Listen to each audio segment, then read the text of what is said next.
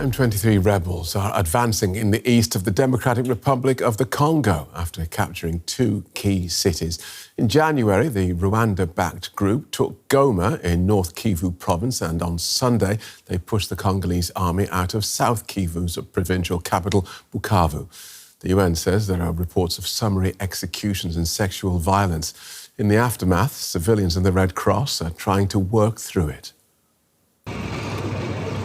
Here at the Place Feu Rouge in downtown Bukavu, volunteers from the Congolese Red Cross and the ICRC recovered two bodies left lying in the street. The volunteers take the necessary precautions, aiming to prevent the decomposing corpses from causing disease. Curious onlookers line up to film the unbearable scene. In Bookavoo, it's difficult to determine the circumstances under which people have been killed, whether they were victims of rebel violence or, as in this case, looters lynched and burned alive.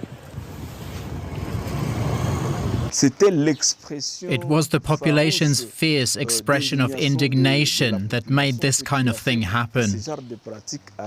That's why we're also asking our young boys who've been stealing here and there to stop.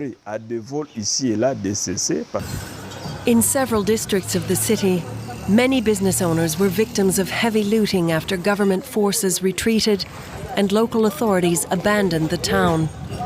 Prisoners were released and the town was ransacked. This young man's store was completely destroyed. I'm so stressed. I've lost everything. Look, even here in the shop windows, a lot of Android phones have been stolen. Here at the traffic lights, there are more than 50 shops that have been looted. Street children, our soldiers, we're disappointed. We're very disappointed. Warehouses belonging to the World Food Programme and UNICEF have also been cleaned out. Tons of flour, beans, medicines, and other much-needed medical supplies have disappeared. Emergency kits intended to save the lives of thousands of displaced people and malnourished children were plundered in the resulting power vacuum. There really was systematic looting. Doors were destroyed, goods just taken away. All the donations earmarked for assistance of people in need, in war and humanitarian situations were taken. We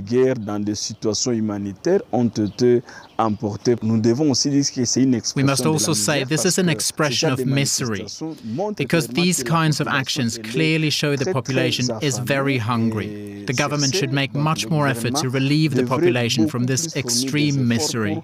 As the week gets underway in Bukavu, schools and banks have yet to open. Only a few small traders have reopened their shops, and a few motorcycle cabs are back at work. Meanwhile, the Rwandan-backed M23 rebels now have the city firmly in their control. Let's get more on this from journalist Patricia Huon, who joins us on the line from Bookavoo. Welcome to DW. After capturing the provincial capital, Bookavoo, on Sunday, the M23 is now reportedly fighting in eastern Kivu province. Can you give us a sense of the scale of the violence?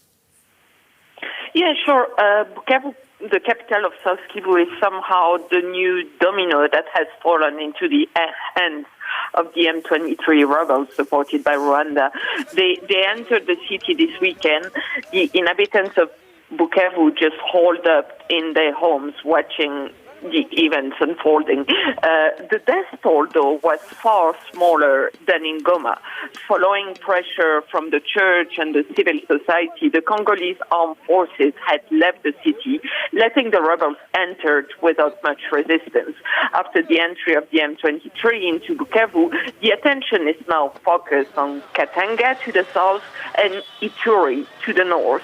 There have been some clashes there, but the M23 seems to actually be advancing with the Congolese troops just retreating.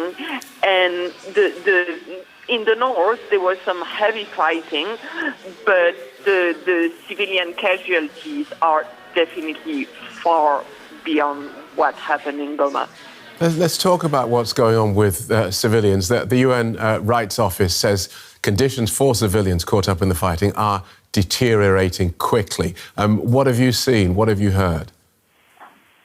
Indeed, civilians have been caught up in the conflict. Sexual violence has been widespread and summary executions have been committed by all parties in the conflict.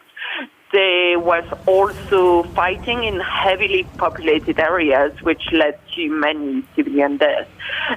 Today, actually, Doctors Without Borders issued a communique stating that they urge all the parties to the conflict to ensure the protection of civilians, humanitarian workers, and medical infrastructure. Due to the volatility of the situation, there is definitely a risk of humanitarian needs exacerbating, particularly among the communities that have been displaced for a long time and that are now being pushed to go back home, but without much left to the areas where they're going back to. OK, you've talked about cities falling like dominoes and the Congolese army withdrawing. How far do you anticipate this conflict extending? Does it just stay within the DR Congo, or does it become a regional conflict? It's really difficult to say for now. I mean, there were obviously precedents where such conflict in the DRC extended to the regional countries, and while Rwanda is the main backer of the M23, and now Uganda has also entered in the conflict because Ugandan troops have seized the city of Bunia in eastern DRC, saying that they were intervening to defend a specific ethnic group, but the Ugandan army has been in a military agreement with the Congolese army for a long time to fight a rebel group. And so what exactly do they want? What are their interests? Is very, very confusing. Okay. And what are their alliances as well? And Burundi has also been involved. Then you have the South African troops that are still stuck in Goma. So, yeah, it's totally possible that it could extend. Thanks for talking us through that, Patricia. Journalist Patricia Huon in Bookavoo.